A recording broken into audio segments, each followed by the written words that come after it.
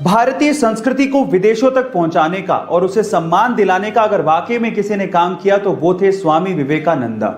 एक बार किसी अंग्रेज ने स्वामी विवेकानंद जी से पूछा कि आपके देश की महिलाएं हाथ क्यों नहीं मिलाती।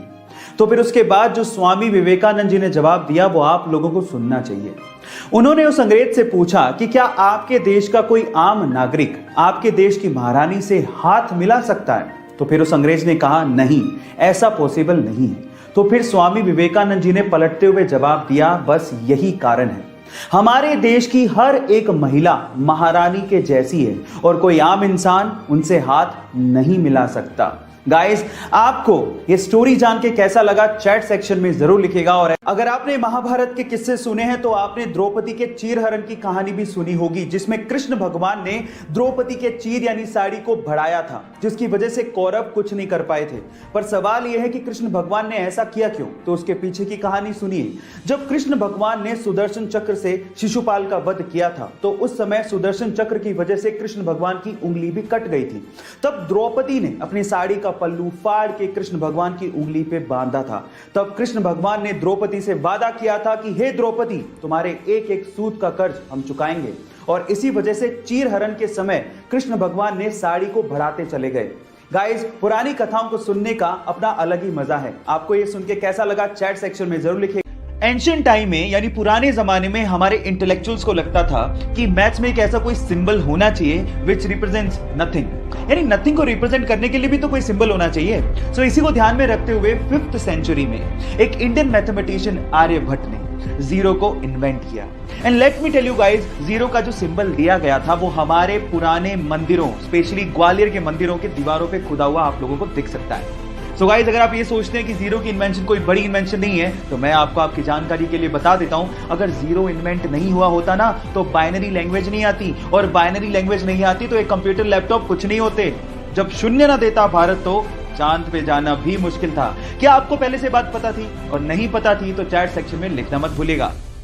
जब 13 अप्रैल 1919 को जलियांवाला बाग में जनरल डायर ने सैकड़ों निहत्तों पर गोलियां चलवा दी तो इस बाग से 40 किलोमीटर दूर एक गांव से 11 साल का बच्चा जलियांवाला बाग की तरफ पैदल निकल पड़ा और बाग में खून से सनी हुई मिट्टी को अपने हाथ में लेकर अंग्रेजों से आजादी के सपने देखने लगा।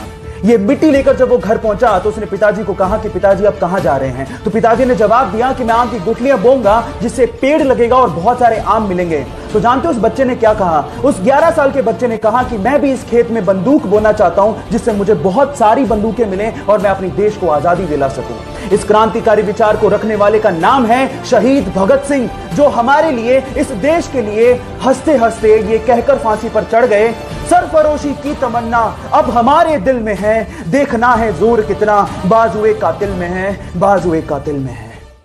कोंढाणा के किले को मुगलों के चंगुल से जीतने की जिम्मेदारी छत्रपति शिवाजी महाराज ने अपने बचपन के दोस्त और सूबेदार तानाजी को दी। हर मराठा पागल है स्वराज का, शिवाजी राजे का, भगवे का।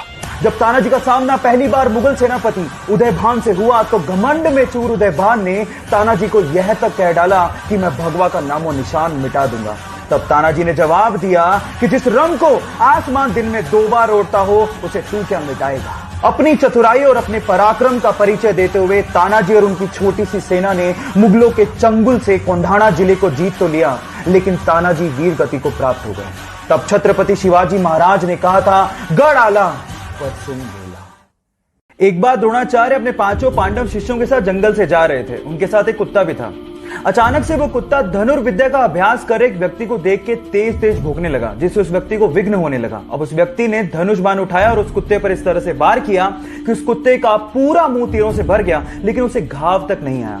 अब ये चीज देखकर द्रोणाचार्य हैरान रह गए और उस व्यक्ति से पूछा कि तुमने धनुर्विद्या सीखी कहां से? तो उस व्यक्ति ने जवाब दिया कि आप ही की प्रतिमा को गुरु मानकर मैंने सारी की सारी धनुर्विद्या सीखी है।